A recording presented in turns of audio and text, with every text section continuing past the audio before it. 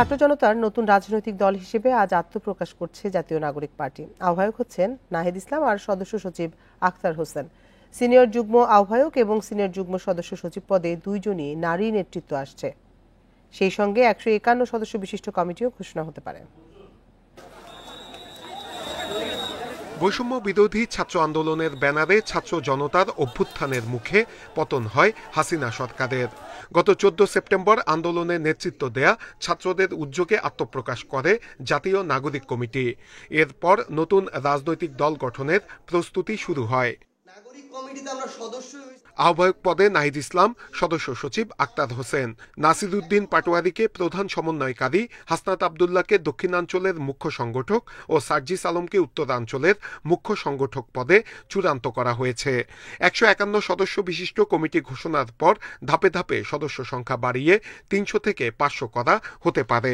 কেন্দ্রীয় কমিটির মধ্য দিয়ে আমরা আত্মপ্রকাশ ঘটাতে সক্ষম হব এবং সারা দেশের সকল সম্প্রদায়ের মানুষ, সকল বর্ণের মানুষ, সকল ধর্মের মানুষ, সকল লিঙ্গের মানুষের প্রতিনিধিত্ব নিশ্চিত করেই আমরা একটি আহ্বায়ক কমিটির মধ্য দিয়ে আমাদের ঘোষণাকে আমরা পরিপক্ক করতে চাই। জাতীয় নাগরিক পার্টির নাম চূড়ান্ত হয়েছে। পরিবারতন্ত্র এবং ব্যক্তিতন্ত্রের বাইরে থাকবে এই দল। জাতির কাছে যে ম্যানিফেস্টো, এই ম্যানিফেস্টোটা মূলত একটি বৈষম্যহীন সমাজ প্রতিষ্ঠা এবং বৈষম্যহীন সমাজ প্রতিষ্ঠার পথে আমাদের যে প্রাতিষ্ঠানিক সংস্কার করতে হবে, আমাদের যে অর্থনৈতিক সংস্কার করতে হবে এবং আমাদের গার্মেন্টস শ্রমিক থেকে শুরু করে গ্রামের কৃষক থেকে শুরু করে যারা বিশ্ববিদ্যালয়ে শিক্ষিত তাদেরকে কিভাবে ছোট ছোট উদ্যোক্তা তৈরি করা যায় সে ধরনের কর্মসূচি নতুন পার্টিতে থাকবে। কমিটিতে নারীদের অংশগ্রহণ থাকবে। সিনিয়র যুগ্ম আহ্বায়ক এবং সিনিয়র সদস্য সচিব পদে নারী নেতৃত্ব থাকবেন। আত্মপ্রকাশের পর কমিটির বৈঠকের মধ্য দিয়ে গঠনতন্ত্র চূড়ান্ত করা হবে। সেই সঙ্গে জেলা এবং উপজেলা কমিটিও দ্রুত দেয়া হবে। যত দ্রুত সম্ভব সারা দেশব্যাপী সংগঠনের বিস্তার সাধন করা এবং বাংলাদেশে রাজনৈতিক দলের নিবন্ধন করতে যে ধরনের শর্তাবলীগুলো প্রয়োজন হয় সেগুলো পূরণ করতে আমরা সর্বাত্মকভাবে কাজ করব। আমরা আশাবাদী সারা দেশব্যাপী আমাদের যে জনসমর্থন রয়েছে আমরা খুব অল্প সময়ের মধ্যেই নিবন্ধনের জন্য পর্যাপ্ত শর্তাদি আমরা পূরণ করতে সক্ষম হব। নতুন দলের কাছে সবার আগে দেশের স্বার্থ, এমনটাই প্রত্যাশা বিশ্লেষকদের। পরিচ্ছন্ন রাজনীতির প্রত্যাশাও তাদের। যারা রাজনৈতিক দল গঠনের উদ্যোগ নিয়েছেন এবং আমাদের রাজনীতিতে এখন এটা খুবই আলোচিত বিষয়, সেই রাজনৈতিক দলটি অন্ততপক্ষে মানুষের কল্যাণের জন্য রাজনীতিতে আসবে, সেই ধরনের একটা প্রত্যয়, লক্ষ্য, উদ্দেশ্য তাদের মধ্য দিয়ে প্রতিফলিত হবে, সেটা আমরা চাই। এদিকে জাতীয় নাগরিক কমিটির যারা দলে যোগ দিচ্ছেন তাদের সদস্য পদ বাতিল হয়ে যাবে। সেই নাগরিক কমিটি ফাউন্ডেশন হিসেবে কাজ করবে। নূরে আলম, ইন্ডিপেন্ডেন্ট নিউজ, ঢাকা। গণতান্ত্রিক ছাত্র সংসদের কমিটি নিয়ে বুধবারের অনাকাঙ্ক্ষিত ঘটনা তদন্তে 3 সদস্যের কমিটি গঠন করা হয়েছে। কমিটি 7 দিনের মধ্যে প্রতিবেদন জমা দেবে বলে জানিয়েছেন সংগঠনটির আহ্বায়ক আবু বাকের মজুমদার। বৃহস্পতিবার বিকেলে ঢাকা বিশ্ববিদ্যালয়ে আয়োজিত এক সংবাদ সম্মেলনে কথা জানান তিনি। আবু বাকের মজুমদার জানান, শিক্ষার্থীরা ক্যাম্পাসে লেজুর ভিত্তিক ছাত্র রাজনীতি চায় না। বাংলাদেশ গণতান্ত্রিক ছাত্র সংসদের সদস্যরা সে অনুযায়ী কাজ করবে। আজ 205 সদস্যের কেন্দ্রীয় কমিটি ঘোষণা করা হয়, যেখানে 30 জনের প্রাইভেট বিশ্ববিদ্যালয়ের শিক্ষার্থীর পাশাপাশি জাতীয় বিশ্ববিদ্যালয়, 7 কলেজ ও আলিয়া মাদ্রাসার শিক্ষার্থীরা রয়েছেন। আবু বাকির মজুমদার বলেন, গণতান্ত্রিক ছাত্র সংসদের কেন্দ্রীয় কমিটিতে ঢুকতে সর্বোচ্চ বয়সসীমা থাকবে 28 বছর আর সর্বোচ্চ 7 বছর পর্যন্ত নেতৃত্বে থাকতে পারবেন। এদিকে কমিটি থেকে ব্যক্তিগত কারণ দেখিয়ে অব্যাহতি নিয়েছেন রিফাত রশিদ। বাংলাদেশ গণতান্ত্রিক ছাত্র সংসদ আমরা সিদ্ধান্ত নেই আমাদের এই ছাত্র সংগঠনটি কখনোই লেজুর ভিত্তি করবে না এবং একই সাথে এই ছাত্র সংগঠন গণতান্ত্রিক উপায়ে কাউন্সিলের মাধ্যমে বটম টু টপ অ্যাপ্রোচে তাদের নেতৃত্ব বাছাই করবে। আমাদের এই সংগঠনের কেন্দ্রীয় কমিটিতে সর্বোচ্চ বয়স 28 বছর হবে। স্থানীয় সরকার নির্বাচন নিয়ে চূড়ান্ত কোনো সিদ্ধান্ত হয়নি বলে জানিয়েছেন অন্তর্বর্তী সরকারের যুব ও ক্রীড়া উপদেষ্টা আসিফ মাহমুদ সজীব ভুঁইয়া। বৃহস্পতিবার বিকেলে কুমিল্লার মুরাদনগরে এক সভা শেষে একথা জানান তিনি। এ সময় তিনি আরো বলেন, নতুন রাজনৈতিক দলের কোনো কার্যক্রমের সঙ্গে তিনি যুক্ত নন, তবে শুধু নতুন নয়, বাংলাদেশের সব রাজনৈতিক দলই জনকল্যাণমুখী হবে বলে আশা প্রকাশ করেন তিনি। এর আগে যুব উপদেষ্টা স্থানীয় একটি সড়ক উদ্বোধন করেন।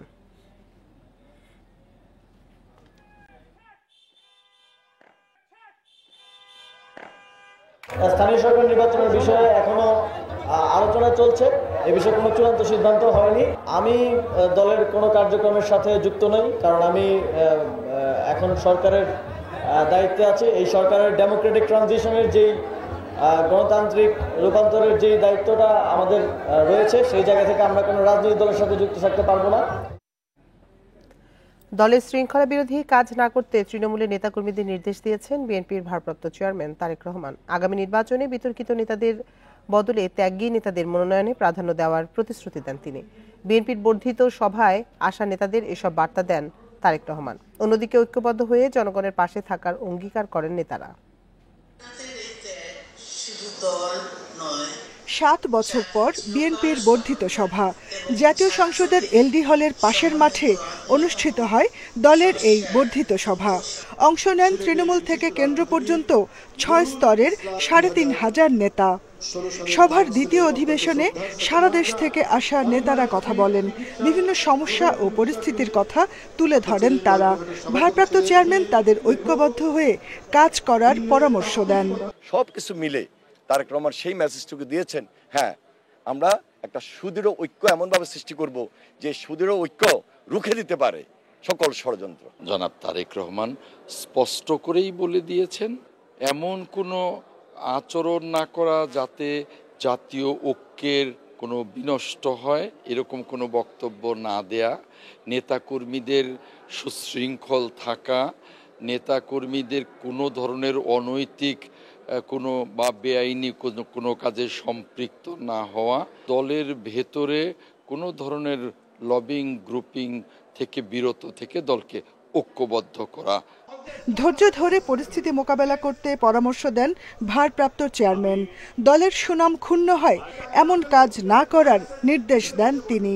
দলের তৃণমূল থেকে সর্বোচ্চ পর্যায় পর্যন্ত কোনো নেতাকর্মী যেন অনৈতিক কোনো কর্মকাণ্ডে জড়িত না হন, যদি হন তাহলে তার বিরুদ্ধে কঠিন শাস্তিমূলক ব্যবস্থা নেওয়া হবে। তাই মানবিক বাংলাদেশ গড়ার লক্ষ্যে মানুষের সঙ্গে ভালো ব্যবহারের মাধ্যমে, কোনো ভয়ভীতি প্রদর্শন না, ভালো ব্যবহারের মাধ্যমে যাতে মানুষের মন জয় করে মানুষের কাছে পৌঁছাতে পারে। জাতীয়তাবাদী আদর্শ ধরে রাখতে দলে অনুপ্রবেশ ঠেকানোর নির্দেশও দেন তারেক রহমান।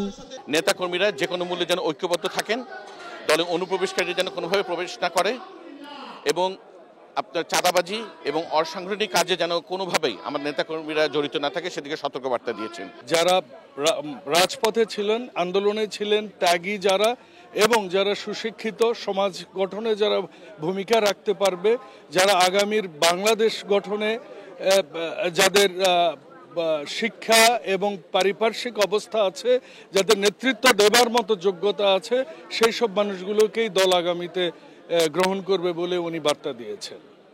দলের এই গুরুত্বপূর্ণ বৈঠকের পর নতুন করে উজ্জীবিত হবে তৃণমূলের কর্মীরা, এমনটাই মনে করছেন সভায় যোগ দেয়া নেতারা। Jahanara Parvin, Independent news, Dhaka. সবাইকে ঐক্যবদ্ধ হয়ে স্বৈরাচারের দোসরদের দেশবিরোধী ষড়যন্ত্র মোকাবেলার আহ্বান জানিয়েছেন বিএনপি চেয়ারপারসন বেগম খালেদা জিয়া। বৃহস্পতিবার দুপুরে দলের বর্ধিত সভায় লন্ডন থেকে দেয়া ভার্চুয়াল ভাষণে এই আহ্বান জানান তিনি। এদিকে তারেক রহমান বলেছেন, স্থানীয় নির্বাচন আগে হলে তা হবে স্বৈরাচারের দোসরদের পুনর্বাসন প্রক্রিয়া, এ ফাঁদে পা দেবে না বিএনপি।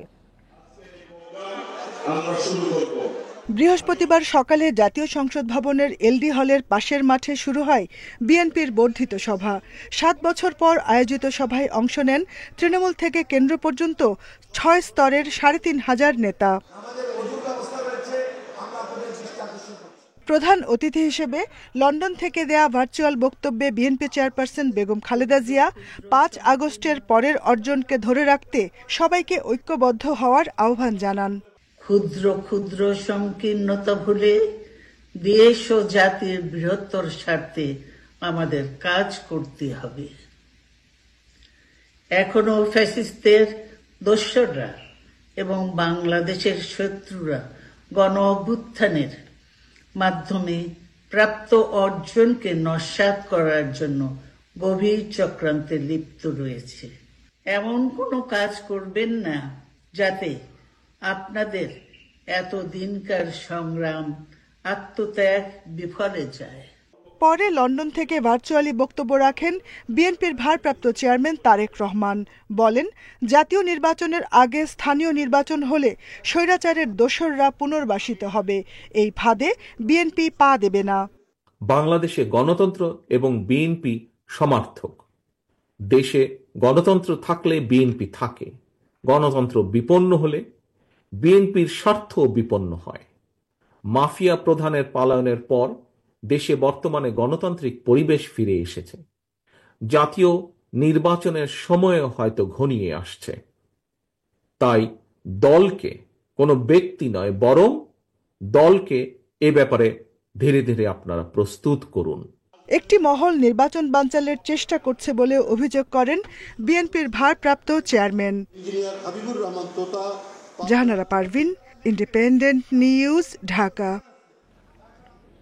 রাজনৈতিক পট পরিবর্তনের পরও দ্রব্যমূল্য, আইনশৃঙ্খলা সহ দেশের সার্বিক অবস্থা শোচনীয় বলে মন্তব্য করেছেন বিএনপি মহাসচিব মির্জা ফখরুল ইসলাম আলমগীর। বিএনপির বর্ধিত সভায় তিনি বলেন, নির্বাচিত সরকার ছাড়া চলমান সংকট সমাধান সম্ভব নয়। এদিকে সভায় অংশ নেওয়া নেতাদের প্রত্যাশা, তৃণমূলের মতামতকে প্রাধান্য দিয়ে সব সিদ্ধান্ত নেবে বিএনপি। দীর্ঘ 7 বছর পর মুক্ত পরিবেশে বিএনপির এ বর্ধিত সভা জাতীয় সংসদ ভবনের এলডি হলে বৃহস্পতিবার বেলা 11টায় শুরু হয় কার্যক্রম। বর্ধিত সভার শুরুতে শোক প্রস্তাব পেশ করেন বিএনপির সিনিয়র যুগ্ম মহাসচিব রুহুল কবির রিজভী। স্বাগত বক্তব্যে বিএনপি মহাসচিব বলেন, পরিবর্তিত রাজনৈতিক পরিস্থিতিতে দ্রুত ভোটের আশায় ছিল দেশের জনগণ, কিন্তু তা হচ্ছে না। ইতিমধ্যে আপনারা জানেন দেশের অর্থনৈতিক অবস্থা অত্যন্ত শোচনীয় এবং দ্রব্যমূল্য বৃদ্ধি পাচ্ছে, আইন শৃঙ্খলার পরিস্থিতির অবনতি হচ্ছে। গণতন্ত্রকে বিঘ্নিত করার জন্য, তাকে বাধা প্রদান করার জন্য আজকে একটি গোষ্ঠী, একটি মহল বিভিন্নভাবে চক্রান্ত শুরু করেছে। ফ্যাসিস্ট শেখ হাসিনা বিদেশে গিয়ে তিনি সেই চেষ্টা করছেন এবং বাইরে থেকেও চেষ্টা করা হচ্ছে। বিএনপির বর্ধিত সভায় অংশ নেন সারা দেশ থেকে আসা বিভিন্ন পর্যায়ের অন্তত 4000 নেতা। তাদের আশা, সুষ্ঠু ভোটে এবার সরকার গঠন করবে বিএনপি। একটা গণতান্ত্রিক প্রক্রিয়ার মাধ্যমে নির্বাচন করে আমরা সরকার গঠন করতে চাই। তারেক রহমান সাহেব আর বেগম খালেদা জিয়াকে পাশাপাশি একবার দেখে আমরা তো অবশ্যই সবাই খুব এক্সাইটেড এবং আশা করছি যে এখন ঘন ঘন এই ধরনের প্রোগ্রাম আমরা করতে পারবো। বাংলাদেশ জাতীয়তাবাদীর যে লক্ষ্য, সে লক্ষ্যকে বাস্তবায়নের জন্য সর্বোচ্চ ভূমিকা রেখেছে। তাদের অগ্রাধিকার দিয়ে দল এগিয়ে যাবে। তারেক রহমান এদেশের নেতাকর্মীদের, তৃণমূলের নেতাকর্মীদের আস্থার জায়গাটা অবশ্যই উনি ধরে রাখবেন এবং তাদের পরামর্শকে অবশ্যই উনি গুরুত্ব দেবেন। বর্ধিত সভায় বিপুল সংখ্যক নেতার উপস্থিতি থাকায় বক্তব্যের সুযোগ দেওয়া হয় লটারির মাধ্যমে। দীর্ঘ 28 বছর পর এমন বড় পরিসরে বিএনপির বর্ধিত সভা। এই সভায় যোগ দেওয়া তৃণমূল নেতাদের প্রত্যাশা, আগামী সংসদ নির্বাচনে প্রার্থী চূড়ান্ত করার পাশাপাশি দল পুনর্গঠন এবং দলকে সামনের দিকে এগিয়ে নিয়ে যেতে তৃণমূলের মতামতকে প্রাধান্য দেবে বিএনপি।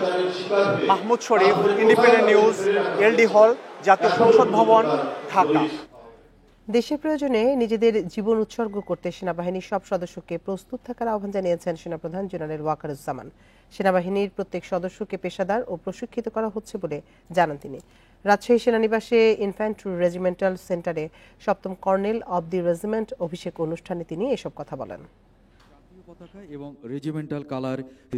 বৃহস্পতিবার সকালে রাজশাহী সেনানিবাসের প্যারেড গ্রাউন্ডে ইনফ্যান্ট্রি রেজিমেন্টের 7ম কর্নেল অব দি রেজিমেন্টের অভিষেক অনুষ্ঠানে যোগ দেন সেনাপ্রধান। তাকে গার্ড অফ অনার দেয় সেনাবাহিনীর চৌকস দল। পরে সেনাপ্রধানকে কর্নেল র্যাঙ্ক ব্যাজ পরিয়ে দেওয়া হয়। অভিষেক অনুষ্ঠানে সেনাপ্রধান বলেন, দেশের প্রয়োজনে সেনাবাহিনীর সব সদস্য স্বতঃস্ফূর্তভাবে দায়িত্ব পালন করবে। তাদেরকে প্রয়োজনে নিজেদের জীবন উৎসর্গ করতে প্রস্তুত থাকতে হবে। আমি আশা করব বাংলাদেশ ইনফ্যান্ট্রি রেজিমেন্টের প্রতিটি সদস্য তাদের উপর অর্পিত দায়িত্ব সর্বোচ্চ শৃঙ্খলা এবং পেশাদারিত্বের সাথে পালন করবে। এই রেজিমেন্টের প্রতিটি সদস্য দেশের যে কোনো প্রয়োজনে স্বতঃস্ফূর্তভাবে দায়িত্ব পালন করবে এবং প্রয়োজনে নিজেদের জীবন উৎসর্গ করতে প্রস্তুত থাকবে। সেনাপ্রধান আরও বলেন, সেনাবাহিনীর রেজিমেন্ট আধুনিকায়ন হয়েছে, নতুন ইউনিট প্রতিষ্ঠা, আধুনিক অস্ত্রশস্ত্র সংযোজন করা হয়েছে। ইনফ্যান্ট্রি রেজিমেন্টের আভিযানিক সক্ষমতা ও যুদ্ধ উপযুক্ততা বৃদ্ধির চলমান প্রক্রিয়াকে আরও বেগবান করব ইনশাআল্লাহ। যুব উপযোগী ও আধুনিক প্রযুক্তির যে কোনো প্রয়োজনীয় যুদ্ধাস্ত্র এবং সরঞ্জাম যোগান দেওয়ার ব্যাপারে আমি সর্বদা সচেষ্ট থাকব। প্রধান অতিথির বক্তব্য শেষে প্যারেডের অভিবাদন গ্রহণ করেন সেনাপ্রধান। পরে সেনা সদস্যদের সাথে দরবারে যোগ দেন জেনারেল ওয়াকারুজ্জামান। জীবনের প্রাতে নবীন মুস্তাফিজুর রহমান, ইন্ডিপেন্ডেন্ট নিউজ, রাজশাহী। আসন্ন আন্তর্জাতিক শরণার্থী সম্মেলনকে সফল বাস্তবায়নের আহ্বান জানিয়েছেন অন্তর্বর্তী সরকারের প্রধান উপদেষ্টা অধ্যাপক মোহাম্মদ ইউনূস। বৃহস্পতিবার রাষ্ট্রীয় অতিথি ভবন যমুনায় জাতিসংঘের শরণার্থী সংস্থার প্রধান ফিলিপো গ্রান্ডি প্রধান উপদেষ্টার সঙ্গে সাক্ষাৎ করতে গেলে তিনি এই আহ্বান জানান। অধ্যাপক ইউনূস বলেন, রোহিঙ্গাদের ভবিষ্যৎ সুরক্ষিতের বিষয়টি নিশ্চিত করতে হবে। এ সময় ফিলিপো গ্রান্ডি বলেন, সম্মেলনের মাধ্যমে রোহিঙ্গা ইস্যু আলোচনার টেবিলে ফিরিয়ে আনার একটি দুর্দান্ত উপায় হবে। তিনি আরও বলেন, এটি রাখাইন অঞ্চলের বিভিন্ন গোষ্ঠীর মধ্যে আস্থা তৈরিতেও একটি গুরুত্বপূর্ণ প্ল্যাটফর্ম হিসেবে কাজ করবে।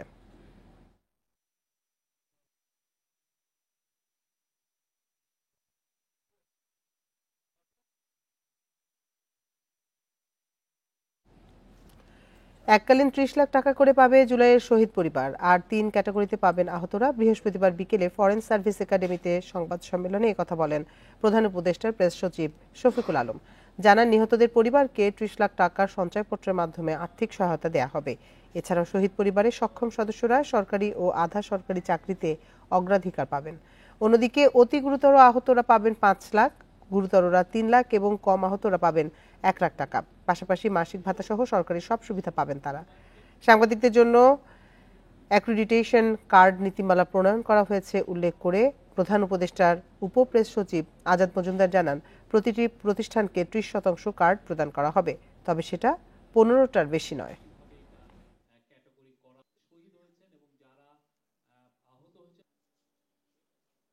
জুলাই ২৪-এর যোদ্ধাগণ ৩টি মেডিকেল ক্যাটাগরি যথা ক্যাটাগরি এ, ক্যাটাগরি বি এবং ক্যাটাগরি সি অনুযায়ী সুবিধা পাবেন। শহীদ পরিবারের সক্ষম সদস্যগণ সরকারি ও আধা সরকারি চাকরিতে অগ্রাধিকার পাবেন। আগের নীতিমালা, কৃষক নীতিমালা আর এই নীতিমালা দুটো তুলনামূলক বিচার করেন তাহলে আপনারা অনেকগুলো পরিবর্তন এখানে দেখতে পাবেন। প্রথম পরিবর্তন যেটা, এর আগের রেশন কার্ড নীতিমালার প্রথম শর্তটাই ছিল যে সাংবাদিকরা সরকারের উন্নয়নের বয়ান প্রচার করবেন। এই বিষয়টা এখান থেকে বাদ দেওয়া হয়েছে। আরাকান আর্মির হাতে অপহৃত ২৯ জেলেকে কক্সবাজারের টেকনাফে ফিরিয়ে এনেছে বিজিবি। বৃহস্পতিবার সন্ধ্যায় টেকনাফে মিয়ানমার ট্রানজিট ঘাটে তাদের নিয়ে আসা হয়। বিজিবি জানিয়েছে, ফেরত আনা ২৯ জেলের মধ্যে ১৪ জন রোহিঙ্গা। বিজিবি আরও জানিয়েছে, বিভিন্ন সময় সাগরে মাছ ধরতে গিয়ে মিয়ানমারের বিদ্রোহী গোষ্ঠী আরাকান আর্মির হাতে আটক হয় তারা। পরে আরাকান আর্মির সাথে যোগাযোগ করে তাদের ফেরত আনা হয়। তবে জেলেদের ব্যবহৃত জাল ও নৌকা ফেরত দেয়নি আরাকান আর্মি।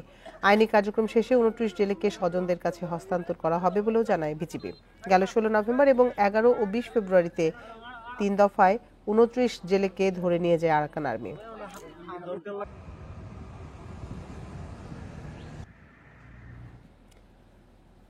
সারা দেশে যৌথ বাহিনীর অপারেশন ডেভিল হান্টে বুধবার বিকেল পর্যন্ত ১৯ দিনে ১০,৫৭০ জনকে গ্রেপ্তার করা হয়েছে। পুলিশ সদর দপ্তর থেকে তথ্য জানানো হয়েছে। এতে বলা হয়েছে, অপারেশন ডেভিল হান্টের পাশাপাশি বিভিন্ন মামলায় বুধবার পর্যন্ত ২৪ ঘন্টায় আরও ১,০০০ জনকে গ্রেপ্তার করা হয়েছে। এ সময় কিছু অস্ত্র উদ্ধার করা হয়েছে। ৭ ফেব্রুয়ারি রাতে গাজীপুরে আকমা মোজাম্মেল হকের বাড়িতে হামলার শিকার হন ১৫ থেকে ১৬ শিক্ষার্থী। এরপর আইনশৃঙ্খলা রক্ষাকারী বাহিনীর সমন্বয়ে অপারেশন ডেভিল হান্ট পরিচালনার সিদ্ধান্ত নেয় স্বরাষ্ট্র মন্ত্রণালয়। ৮ ফেব্রুয়ারি সন্ধ্যার পর থেকে এ অভিযানে নামে যৌথ বাহিনী।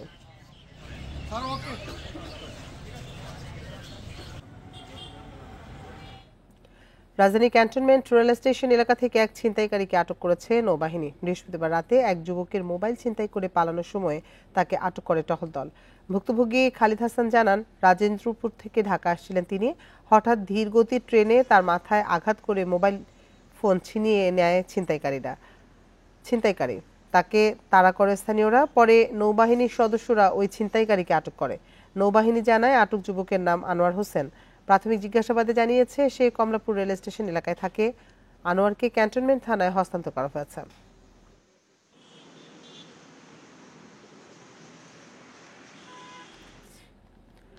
রাজধানীর খিলগাঁও খিদমা হাসপাতালের সামনে মোহাম্মদ সেলিম নামে এক ব্যাটারি চালিত অটোরিকশার চালককে ধারালো অস্ত্র দিয়ে আঘাত করে অটোরিকশা ছিনিয়ে নিয়ে গেছে দুর্বৃত্তরা।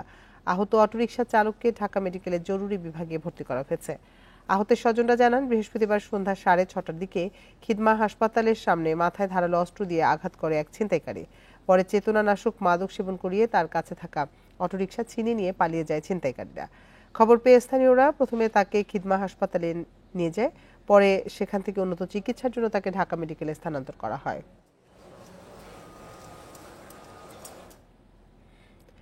সিলেট সহ দেশের নানা অঞ্চলে আবারও ভূমিকম্প। মার্কিন জরিপ সংস্থা USGS বলছে, গত রাত 2:55 দিকে হওয়া ভূকম্পনের রিক্টার স্কেলে মাত্রা ছিল 5.3। এর উৎপত্তিস্থল ছিল ভারতের আসামের ভুরাগাঁওয়ে। কেন্দ্র ভূপৃষ্ঠ থেকে 10 কিলোমিটার গভীরে। উৎপত্তিস্থল ভারতে হলেও এর প্রভাব পড়েছে বাংলাদেশ ছাড়াও মিয়ানমার, ভুটান এবং চীনে। তবে প্রাথমিকভাবে ভূমিকম্পে কোনো ক্ষয়ক্ষতির খবর পাওয়া যায়নি। এর আগে 25 ফেব্রুয়ারি রাজধানী ঢাকা সহ দেশের বিভিন্ন স্থানে ভূমিকম্প অনুভূত হয়।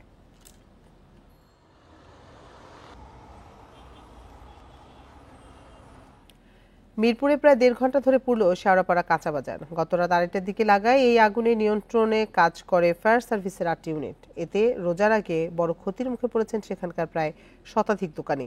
তবে আগুনের কারণ ও ক্ষয়ক্ষতি নিয়ে তাৎক্ষণিকভাবে কিছু জানাতে পারেনি ফায়ার সার্ভিস। রাত তখন প্রায় 2:30টা। শেওড়াপাড়া মেট্রো রেল স্টেশনের পাশের কাঁচা বাজারে হঠাৎ করেই আগুন। কিছু বুঝে ওঠার আগেই ছড়িয়ে পড়ে আশপাশের দোকানে। এর প্রায় আধ ঘন্টা পর সেখানে আসে ফায়ার সার্ভিসের একটি ইউনিট। পরে একে একে যোগ দেয় আরও 7টি। তবে এরই মধ্যে পুড়েছে কাঁচা বাজারের সবকটি দোকান। কাঁচা বাজার ছিল, কাঁচা বাজারের সাথে হচ্ছে আপনার একটা বিল্ডিং আছে, ওই বিল্ডিং এর নিচতলা সব টোটাল কাঁচা বাজারটা টোটালটা আগুন ধরে পড়েছে আর কি। দোকান ভরা মুরগি ছিল ভাই, আজকে অর্ডার দিতাম সকালে, সব শেষ হয়ে গেছে ভাই। হঠাৎ করে ধুমা, আতঙ্ক হয়ে পুরো মার্কেট চাই। আমার এই বাইরে আছে 3টা দোকান, আমার আরো 3 বাই 3টা দোকান, মোট আমাদের 6টা দোকান। প্রত্যক্ষদর্শীরা বলছেন, সেখানকার একটি চিড়ামুড়ির দোকান থেকে আগুনের শুরু। তবে এর কারণ ও ক্ষয়ক্ষতি নিয়ে স্পষ্ট কিছু বলতে পারেনি ফায়ার সার্ভিস। পানি দিতে দেখি যে ধুমা উঠতেছে, পাইপ ফেলে যেতে চিড়ের দোকানের ভিতরে আগুন, এর মধ্যে বাইরে সাড়া তুলে দিছি, ধাপ ধাপ করে আগুন শুরু হয়ে গেছে। কোনো মানুষ যে এটার সামনে যাইবো এটাও ক্যাপাসিটি ছিল না, মুহূর্তের ভিতরে আগুন ছড়াই গেছে। আগুনের সূত্রপাত কিভাবে হয়েছে এখনো তা জানা যায়নি, তদন্ত সাপেক্ষে তা বলা যাবে। মেইনলি সবজি এবং মাছের বাজার, এখানে আগুন ধরেছে এবং এই মাছের বাজার এবং এই সবজি বাজার এগুলি বেশি, মুদি বাজার এগুলি বেশি ক্ষয়ক্ষতি হয়েছে। এছাড়া সম্প্রতি বেশ কয়েকটি অগ্নিকাণ্ডের কারণ হিসেবে অসাবধানতা ও শুকনো মৌসুমের কথা বলছে ফায়ার সার্ভিস। রেজওয়ানুল হক, ইন্ডিপেন্ডেন্ট নিউজ, ঢাকা। সাজেকে অপরিকল্পিতভাবে স্থাপনা নির্মাণের কারণেই অগ্নিকাণ্ডে ক্ষতি হয়েছে বেশি। অল্প জায়গায় বাঁশ কাঠের তৈরি রিসোর্ট কটেজের ঘনত্ব বেশি হওয়ায় বাতাসে ভয়াবহ রূপ নেয় আগুন। এছাড়া ক্ষতিগ্রস্ত কোনো স্থাপনাতে অগ্নি নির্বাপন ব্যবস্থা ছিল না বলে জানিয়েছে ফায়ার সার্ভিস। ভবিষ্যতে এমন দুর্ঘটনা রোধে পরিকল্পিত পর্যটন কেন্দ্র গড়ার কথা জানিয়েছে সরকার। সোমবার সাজেকের ইকো ভ্যালি রিসোর্টের 3য় তলা থেকে আগুনের সূত্রপাত। মুহূর্তে ছড়িয়ে পড়ে অবকাশ সহ আশপাশের অন্যান্য রিসোর্ট, কটেজ, দোকানপাট ও বসতঘরে। পুড়ে যাওয়া স্থাপনাগুলো অপরিকল্পিতভাবে নির্মাণ হয়েছিল, এমন দাবি করছেন খোদ রিসোর্ট কটেজ মালিক অ্যাসোসিয়েশনের সভাপতি। 24 ফেব্রুয়ারি যে সমস্ত 34টা রিসোর্ট পুড়ে গেছে, এগুলি বলবো অপরিকল্পিতভাবে, মানে কোনো পরিকল্পিতভাবে রিসোর্ট করা হয় নাই। অল্প জায়গায় কাঠ ও বাঁশের তৈরি স্থাপনাগুলোর ঘনত্ব বেশি হওয়ায় আগুন দ্রুত ছড়ায়। এছাড়া কোথাও অগ্নি নির্বাপন ব্যবস্থা ছিল না বলে জানিয়েছে ফায়ার সার্ভিস। সাজেকে যে কটেজগুলো তৈরি, এগুলো একদম মানে হাই কম্বাস্টিবল ম্যাটেরিয়াল, যেগুলো স্বল্প ধার্য, একদম আগুন লাগার সাথে সাথে ছড়ে যাওয়ার মতো, অনেকটা বস্তিতে যেরকম হয় আমরা দেখি আর কি। যদি ভবনগুলো স্ট্রাকচারাল হয়, মানে বিল্ডিং এর জাতীয় যদি হয়, তাহলে এত ক্ষয়ক্ষতি হতো না। ক্ষতিগ্রস্ত এলাকা পরিদর্শন করে পরিকল্পিত পর্যটন কেন্দ্র গড়ে তোলার আশ্বাস দিয়েছেন পার্বত্য চট্টগ্রাম বিষয়ক মন্ত্রণালয়ের উপদেষ্টা। এখানে কি ফার্দার কোনো নতুন রিসোর্ট কি অ্যাপ্রুভ করা ঠিক হবে কি হবে না, এগুলো নিয়ে ওনারা কথা বলতেছিলেন এবং আমরা ব্রেন স্টর্মিং এখন করা শুরু করেছি, কি করা দরকার, আরো কিভাবে সৌন্দর্য বাড়ানো যায় এই এলাকাটাকে, এবং লোকজন এসে যেন রিয়েল একটা হ্যাপিনেসকে তারা এনজয় করতে পারে। এদিকে অগ্নিকাণ্ডের পর নিজেদের বসতবাড়ি হারিয়ে লুসাই ও ত্রিপুরা পরিবারের মানুষ আশ্রয় নিয়েছেন স্থানীয় গির্জায়। তাদের দ্রুত পুনর্বাসনের দাবি জানিয়েছেন স্থানীয়রা। Sadequr Rahman Siddiqui, independent news. জয়পুরহাটের আটাপাড়া সরকারি প্রাথমিক বিদ্যালয়ের প্রধান শিক্ষিকা ও সাবেক সভাপতির দ্বন্দ্ব ঘিরে শিক্ষা কার্যক্রম ব্যাহতের শঙ্কায় অভিভাবকরা।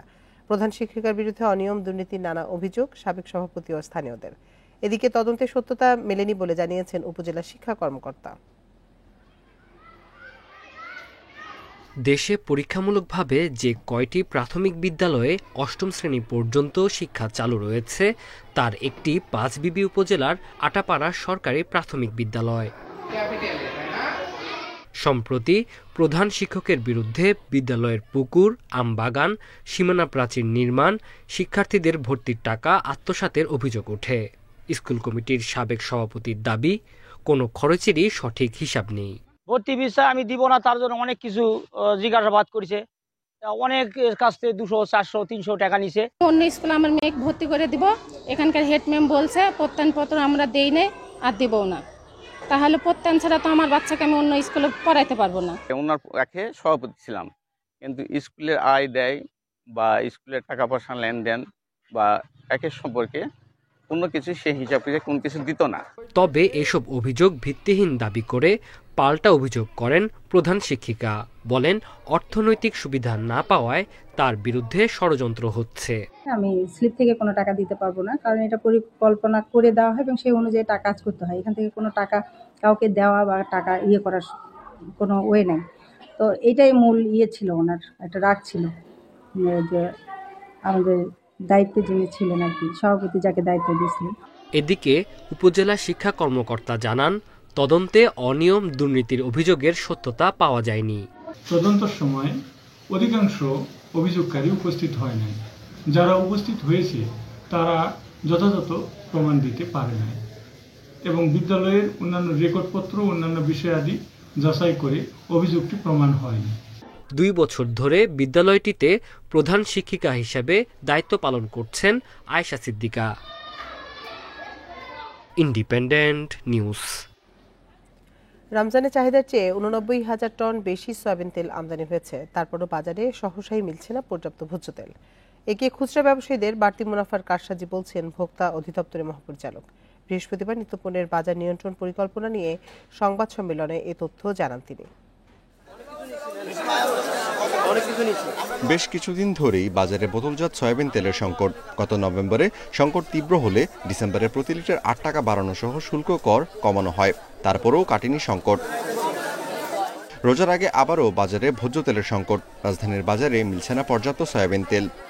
তেলের দোকানে গেলে তেল নাই, বলতেছে যে তেল নিলে সাথে চাল নেওয়া লাগবে বা ওই কোম্পানির আদার্স যে প্রোডাক্ট আছে সেটা নেওয়া লাগবে। দোকান থেকে জিজ্ঞাসা করলে সমস্যা কি, বলছে যে আমরা আগে যেখানে 50 দৈনিক যদি আমার ডিমান্ড থাকে 50 বোতল, আমি পাই 10 বোতল, আমি আপনাকে কোথেকে দিব বা 5 বোতল। সব কিছুর একটা নিয়ন্ত্রণ আছে, কিন্তু তেলের দামটাই বেশি আমাদের পর ভোগান্তি করতেছে। এটা কোম্পানি থেকে ভোজ্য তেল সরবরাহ করা হচ্ছে না বলে দাবি ব্যবসায়ীদের। সরবরাহ ব্যবস্থা তদারকির দাবি তাদের। তীর কোম্পানি প্রতি সপ্তাহে 1 কার্টন দেয়, রূপসাদা প্রতি সপ্তাহে 1 কার্টন দেয়।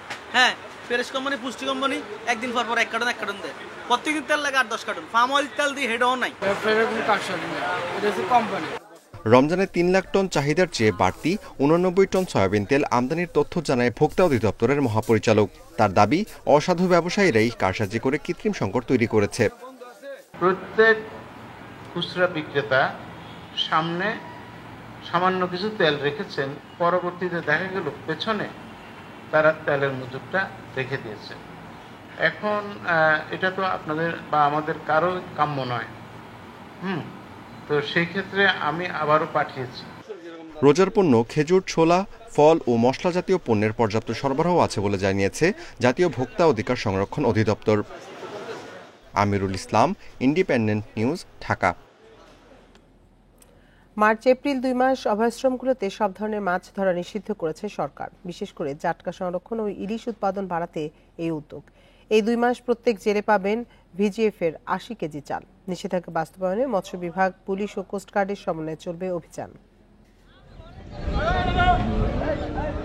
শনিবার থেকে জাটকা ও মা ইলিশ রক্ষায় 2 মাসের নিষেধাজ্ঞা দিয়েছে সরকার। এরই মধ্যে জেলেরা নদী থেকে জাল গুটিয়ে ট্রলার নিয়ে ফিরছেন ঘাটে। নিষেধাজ্ঞা চলাকালে ইলিশ ধরা, বাজারজাত ও মজুত নিষিদ্ধ থাকবে। মাছ ধরা বন্ধ থাকায় তাদের জীবিকা নির্বাহে 80 কেজি করে চাল দেবে সরকার। বরাদ্দ পেতে তালিকায় আসল জেলেদের রাখার দাবি লক্ষ্মীপুরের জেলেদের। সরকার যে বরাদ্দটা করে জেলেদের উপরে, এটা আমরা কিছুই পাই না, জেলেরা পায় না, এটা পায় হলো উপরের মানুষে। মাছ আহরণ ছাড়া 2 মাস কাটানো নিয়ে দুশ্চিন্তায় চাঁদপুরের 40,000 জেলে। সরকারি সহায়তা প্রয়োজনের তুলনায় খুবই কম জানিয়ে বরাদ্দ বাড়ানোর দাবি তাদের। এই চাউলে আমাদের তো সব চাহিদা মিটে না। আমাদের সরকার যদি এর মধ্যে জেলেদেরকে আরদেরকে আর্থিক সহযোগিতা করে। আমরা 2 মাস কিভাবে চলবো? আমরা 2 মাসে সরকার চাল দেয়, আমরা চালটা ঠিক মতন পাই, এটা সরকারের কাছে অনুরোধ। মৎস্য কর্মকর্তারা বলছেন বরাদ্দের চাল দ্রুত সময়ের মধ্যে বিতরণ করা হবে। নিষেধাজ্ঞার সময় নদীতে বাড়ানো হবে টহল। জেলেদের যে ভিজিএফ কর্মসূচি সেটা ইতিমধ্যে চলে এসেছে এবং ইউনিয়ন পরিষদের অনুকূলে আমরা বরাদ্দ দিয়ে দিয়েছি। যা খুব দ্রুতই বিতরণ শুরু হচ্ছে। শরীয়তপুরের পদ্মা ও মেঘনার 20 কিলোমিটার জুড়েও বন্ধ থাকবে মাছ ধরা। এসব অঞ্চলের জেলেরা চালের পাশাপাশি নগদ অর্থ সহায়তারও দাবি জানিয়েছেন। তাপস সরকার, ইন্ডিপেন্ডেন্ট নিউজ। রাজনৈতিক অস্থিরতা সহ শ্রমিকদের আন্দোলনের প্রভাব পড়েছে চামড়া খাতে। 2024-25 অর্থ বছরের প্রথম 6 মাসে আগের অর্থ বছরের তুলনায় চামড়া রপ্তানি কমেছে 11.65%। এছাড়া লেদার ওয়ার্কিং গ্রুপের সনদ না থাকায় আন্তর্জাতিক বাজারে প্রতিযোগিতায়ও বাংলাদেশ পিছিয়ে পড়েছে বলে মনে করছেন ব্যবসায়ীরা। 2023-24 অর্থ বছরে চামড়া রপ্তানিতে সালমা ট্যানারির আয় প্রায় 40 কোটি টাকা। তবে চলতি অর্থ বছরে তা কমে অর্ধেকে নেমেছে।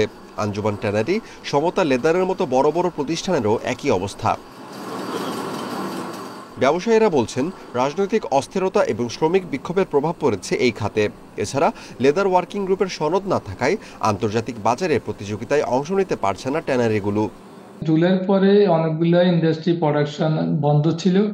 তারপরে যখন প্রোডাকশনটা কিছুটা স্বাভাবিকের দিকে যাচ্ছিল, আমাদের যে ফরেন কাস্টমার তারা কিন্তু ক্রয় আদেশগুলো ওরা কিছুটা স্লো করে দেওয়ার ফলে আজকে এই অবস্থা। সিটিপি বা ওয়েস্ট ম্যানেজমেন্টের যে সমস্যাটুকু আছে, এই সমস্যাটুকু সমাধান হলে কিন্তু আমরা যে এই ট্যানারি সাইডে আমাদের কিন্তু অনেকটাই প্রস্তুত আমরা।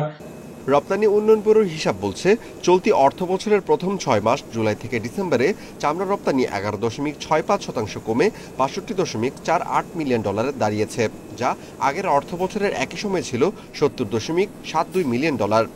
পরিবেশের মানদণ্ড রেখে সার্টিফাইড লেদার ইন্ডাস্ট্রিজের পরিমাণ খুবই কম, খুবই নগণ্য একেবারে। এসডিজি যে ক্রাইটেরিয়াগুলো আছে সেগুলো পরিপূর্ণ করতে আমাদের যেহেতু সরকার দায়িত্ব নিয়েছে, আমি বলবো সরকার কোনো জায়গায় বেশ ব্যর্থ। এলডব্লিউজি সনদ পেলে বিশ্ববাজারে চামড়া পণ্যের ভালো দাম পাওয়া সম্ভব বলছেন বিশেষজ্ঞরা। Amirul Islam, independent news, Dhaka.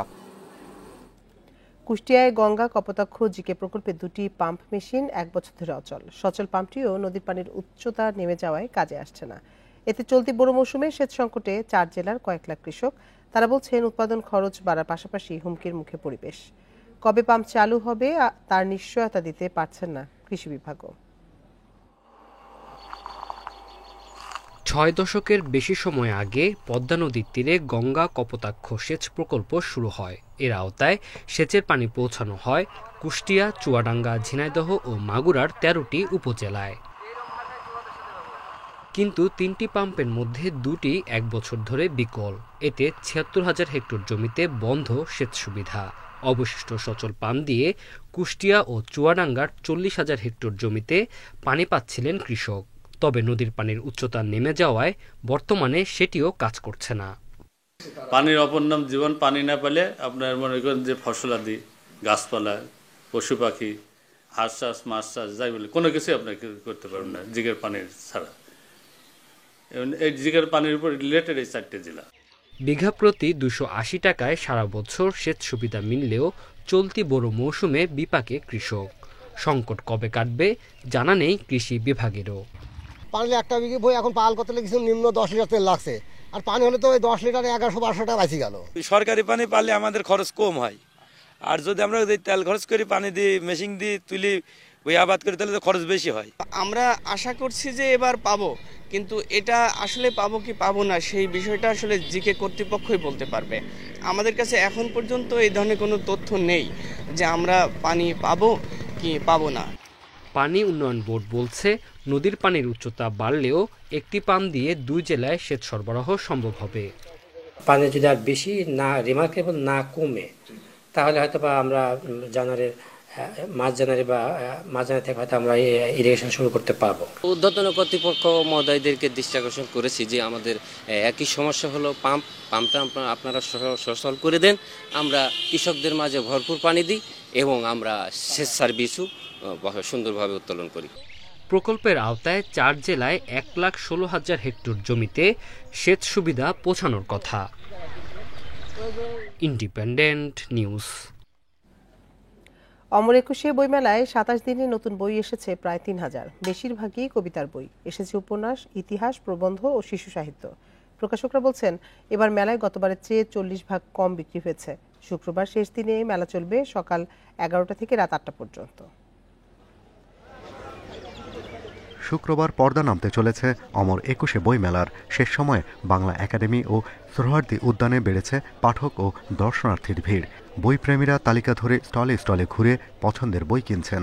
সবার বই মোটামুটি পড়া, আবার অনেকে এটা পড়ে নাই, কিন্তু বইমেলাতে এসে অনেক নতুন নতুন লেখকের বই পাইতেছি। আজকে ছুটি নিয়ে শুধু এসেছি বইমেলাতে আসার জন্য।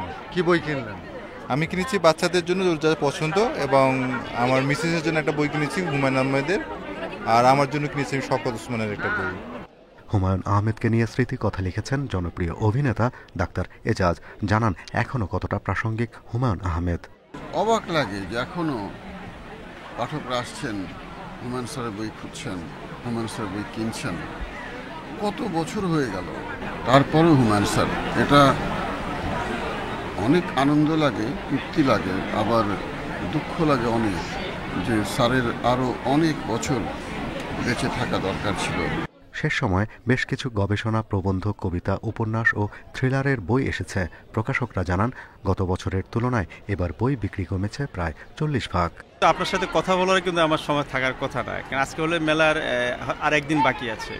ওই অনুপাতে বিক্রি একদম কম। শুধু আমাদের স্টলে যে বিক্রি কম তা নয়, আমি দেখছি বড় বড় প্রকাশনাগুলো খোঁজ নিয়ে দেখছি সবার একই কথা, বিক্রি খুব কম। পলিথিন ব্যাগ নিষিদ্ধ হলেও পলিপ্রোপাইলিন ব্যাগে বই বিক্রি হয়েছে এবার। বাংলা একাডেমি বলছে আগামী বছর থাকবে পরিবেশ বান্ধব ব্যাগ। একটা টাস্ক ফোর্স করেছিলাম এবং নিরুৎসাহিত করেছিলাম যে যাতে পলিথিন ব্যবহার না করা হয়, কিন্তু সর্বাংশে আমরা সফল হইনি। আশা করি এবার যে সচেতনতাটা তৈরি হয়েছে সেটা আগামীবারে আমরা সেটা প্রয়োগ করতে পারবো, এবং আমরা আশা করব যে আগামীবার একেবারেই যাতে পলিথিন বইমেলায় না থাকে। অমর একুশে বইমেলায় 27 দিনে প্রকাশ হয়েছে নতুন 3964টি বই। Shahriar Anirban, independent news, Dhaka. সংবাদে ইন্ডিপেন্ডেন্ট টেলিভিশনের সব খবরে বিস্তারিত জানতে চোখ রাখুন ফেসবুক, ইউটিউব এবং এক্সে।